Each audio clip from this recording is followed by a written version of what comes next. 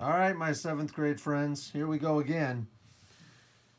We're again working today with the Pythagorean theorem, using the Pythagorean theorem. Now we want to remember what the Pythagorean theorem is.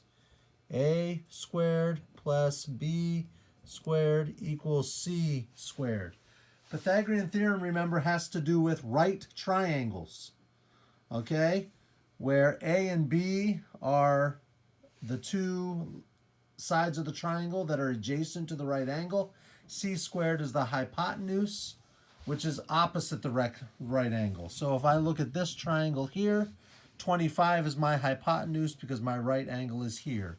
If I look at this triangle here, 16.4 is my hypotenuse because my right angle is right here. So it says find the height x, round your answer to the nearest tenth. So here we go. Well, first of all, remember it's the idea that a squared plus b squared equals c squared. So if I'm going to say, well, a from here to here is 13, I'm going to square 13. All right, so I can go to my calculator. I can punch in 13. I can square it if I need to. Will be 169. So 169 plus x squared. So this is my b, but remember I'm squaring it because it's a squared plus b squared equals c squared is going to equal whatever 16.4 squared is. So I'm going to come over here and I'm going to punch in 16.4 x squared equals 268.96. So 268.96. Well, if I'm going to solve for x squared, I'm going to have to subtract 169 from both sides. So when I subtract 169 from here, that leaves me with nothing. When I come over to my calculator, 268.96 minus 169, that equals 99.96. So x squared equals 99.96. All right? But I need to find the square root of that because it's x squared. I just want x. So when I do that, I'm going to find the square root of that.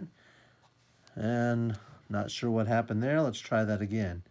99.96 square root. And it gives me 9.997999. And it tells me to round my answer to the nearest tenth. So when I look at my calculator here, well, it's the 9 right after the decimal. That's what's in the tenths place. So I'm looking at the next 9, and that tells me to round up. Remember the rules. 5 and higher, we round up. 4 and less, we round down. So I'm rounding up, okay? And it tells me to make that 9 a 10, but I can't really do that. So what I do remember is I make this a 0, and I make that a 10, and I get rounded x equals 10 feet. All right, let's look at the second example here. All right, so here we go. Same sort of setup. A squared plus b squared equals c squared. I'm going to use 5 feet as my a squared. When I square 5, I get 25. So it's going to be 25 plus x squared. It's going to equal 25 squared because that's my hypotenuse. So I come over here to my calculator, punch in 25, square that, and I get 625. So it equals 625. Well, to get x squared by itself, I see that I'm going to subtract 25. So when I subtract 25 from this side, I get 0. When I subtract 25 from this side, okay, I get 600. So now what I have to do is I have to go to my calculator. I'm going to punch in 600, and since it's x squared that equals 600, I need to find the square root of 600. So I've punched in 600 into my calculator. I press the square root button. I get 24.49. Now it's the second 4 there that's in the tenths place. The 9 tells me to round up. So the 4 has to become a 5. I get x equals 24.5. Now,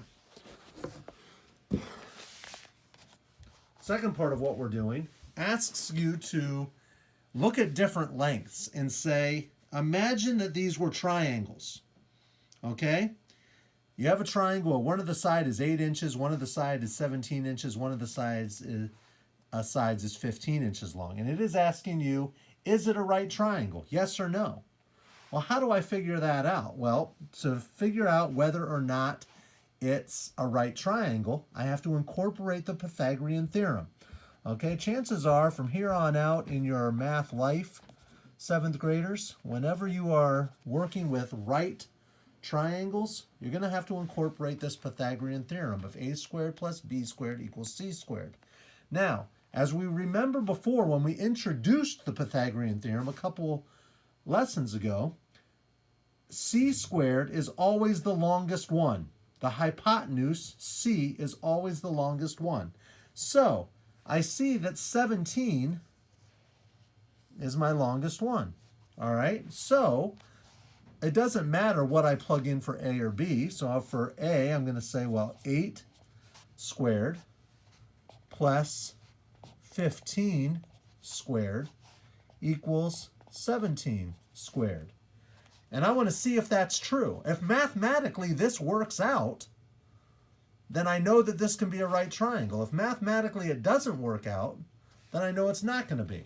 So, well, I know, I don't have to plug into my calculator 8 times 8, that's 8 squared. I know that that's 64. If I go to my calculator, I know what 15 squared is, but I'm just going to punch it in here anyway. 15x squared, I get 225. So plus 225. Okay, well, let's see what 17 squared is. So I punch in 17, I'm going to square that. I get 289. 289. Well, let's see if this works. Does 64 plus 225 equal 289? Well, let's just take my 225. Let's come down here and add 64 to it. 5 plus 4 is 9. 2 plus 6 is 8. 2 and nothing is 2. Sure enough, it's a match. This would definitely be a yes for a right triangle. So let's look at this one. All right. Have another triangle, 14 millimeters, 19 millimeters, 23 millimeters. Is it a right triangle? Well, once again, we're going to use a squared plus b squared equals c squared. And c, my hypotenuse, has to be the longest side. I see that 23 is my longest side. So I know that it's going to be 14 squared plus 19 squared equals 23 squared. Well, let's see if that makes sense. I come over here, I'm going to do 14x squared. I get 196. So up here, I'm plugging in 196. Then I have 19 squared, so clear my calculator. 19x squared, I get 361. So up here, I'm going to put 361. Well, now let's see what 23 squared equals. So I've got 23, and I'm going to square that. That equals 529. 529. Well, let's mathematically see if it works. Let's once again take this 196, add it to my 361. 1 plus 6 is 7. 6 plus 9 is 15. Put the 5 down, carry the 1.